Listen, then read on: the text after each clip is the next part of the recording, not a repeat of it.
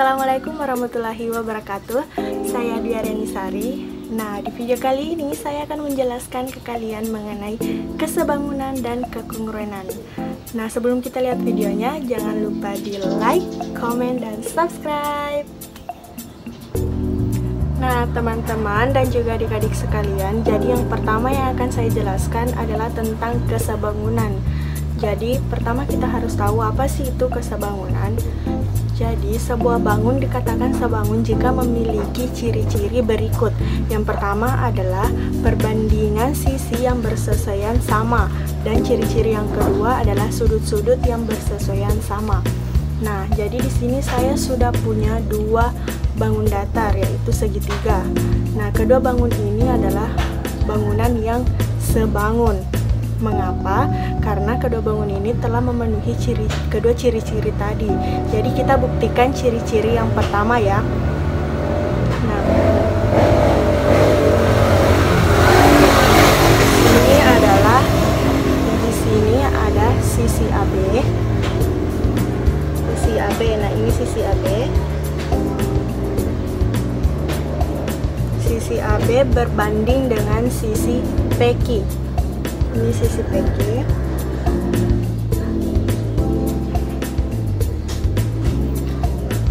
Perbandingannya yaitu sisi AB besarnya 21 cm. Jadi 21 berbanding dengan PQ yaitu 12 cm.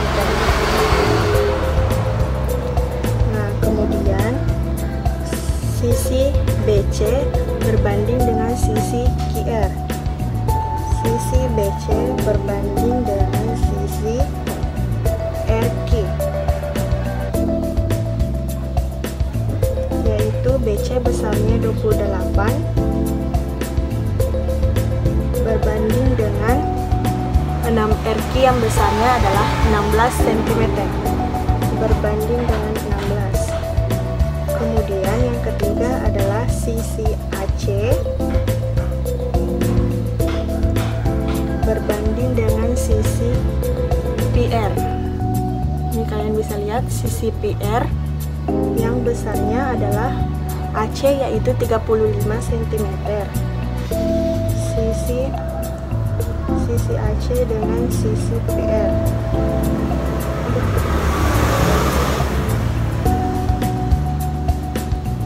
Nah, di sini tadi AC besarnya yaitu 35 dengan berbanding dengan PR yaitu 20 cm. Nah, di sini ini kan perbandingannya belum terlihat, yaitu kedua sisi perbandingannya belum sama. Nah, bagaimana caranya? Jadi yang pertama itu sisi AB banding PQ.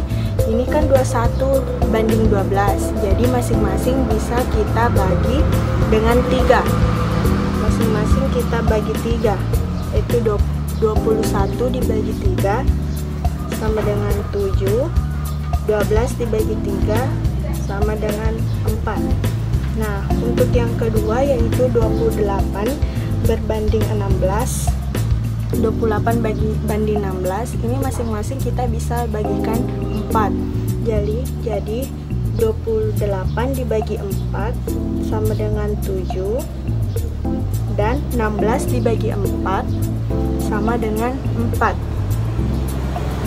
Nah, untuk yang terakhir 35 dibanding 20, masing-masing kita bisa bagikan dengan 5. Jadi 35 dibagi 5 sama dengan 7, dan 20 dibagi 5 sama dengan 4. Nah, ini jadi kan perbandingan antara kedua bangun ini yaitu 7 banding 4. Jadi sama ketiga sisi dari bangun ini. Nah, kemudian ciri-ciri yang pertama sudah terbukti. Selanjutnya ciri-ciri yang kedua yaitu sudut-sudut yang bersesuaian sama. Nah, kita lihat. Nah, di sini ada 3 sudut yaitu A, B, C. Kita tulis sudut A, sudut B, dan sudut C. sudut A sama dengan sudut P. Sama dengan sudut P.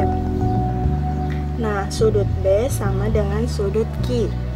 Sudut B sama dengan sudut Q.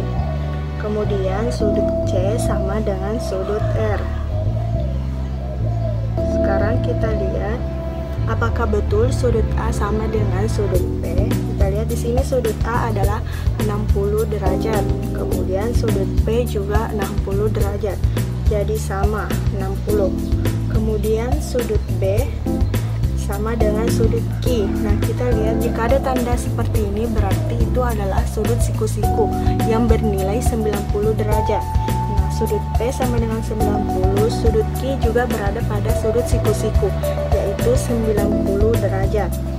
Kemudian sudut yang ketiga adalah sudut C yang bernilai 30 derajat bersama dengan sudut R yaitu juga senilai 30 derajat. Jadi sama ya. Jadi kedua bangun ini telah terbukti bahwa sebangun karena telah memenuhi ciri-ciri yang pertama dan juga ciri-ciri yang kedua. Baik, selanjutnya yang akan saya jelaskan adalah kekongruenan. Nah, jadi tadi kan saya sudah menjelaskan tentang kesebangunan. Nah, sekarang apa sih bedanya kongruen dengan kesebangunan? Jadi perbedaannya adalah kongruen, ciri-ciri yang pertama ialah kedua sisi yang bersesuaian itu sama, dan ciri-ciri yang kedua adalah sudut-sudut yang bersesuaian sama. Nah, di mana letak perbedaannya dari yang sebangun? Nah, kalau sebangun itu kan tadi adalah perbandingan sisi yang bersesuaian sama. Nah, kalau kongruen sisi-sisi yang bersesuaian itu sama. Jadi intinya adalah kongruen artinya sama. Jadi kesimpulan dari kongruen dan juga kesebangunan adalah kalau kongruen sudah pasti dikatakan sebangun, tetapi jika sebangun belum tentu kongruen, seperti itu. Jadi di sini sudah ada dua bangun segitiga yang kongruen. Mengapa? Jadi kita buktikan ciri-ciri yang pertama tadi, yaitu sisi yang bersesuaian sama. Nah, di sini sisinya yaitu ada KL. KL berarti kalau sisi-sisi kongruen sudah pasti KL sama besar dengan XY. Nah, kita lihat. Nah, di sini KL besarnya 15 cm dan XY juga 15 cm. Berarti dia kongruen. Kemudian sisi yang kedua adalah LM dan ZY. LM sama dengan sisi ZY yaitu 20 cm. 20. Kemudian yang ketiga adalah sisi miring yaitu KM dan juga ZX, yaitu sisi KM sama dengan sisi ZX yaitu senilai 25 cm. 25 cm. Jadi sudah terbukti ya ciri-ciri yang pertama bahwa kedua sisi yang bersesuaian itu, kedua sisi dari bangunan ini itu sama. Nah, selanjutnya adalah ciri-ciri yang kedua yaitu sudut-sudut yang bersesuaian juga sama. Nah, sekarang kita bisa lihat yaitu sudut K sama dengan sudut X. Nah, di sini sudut K sama dengan sudut X yaitu 60 derajat. Kemudian sudut L sama dengan sudut Y, yaitu sudut siku-siku yang senilai 90 derajat. Kemudian yang terakhir adalah sudut M dan sudut Z. Nah, di di sini sudut Z senilai 30 derajat. Jadi sudut M juga senilai 30 derajat. Jadi seperti itu. Jadi kedua ciri-ciri dari kongruen sudah terpenuhi pada bangun ini. Nah, tadi saya sudah menjelaskan tentang kongruen dan juga kesebangunan. Jadi kesimpulan dari materi ini yaitu jika bangunan dikatakan kongruen, berarti sudah pasti dia adalah sebangun. Jadi apabila kongruen sudah pasti dikatakan sebangun, namun sebangun belum tentu dikatakan kongruen, seperti itu. Jadi sekian dulu video dari saya. Semoga apa yang saya jelaskan bisa kalian mengerti dan bermanfaat untuk kita semua. Jangan lupa di like, komen, dan juga subscribe.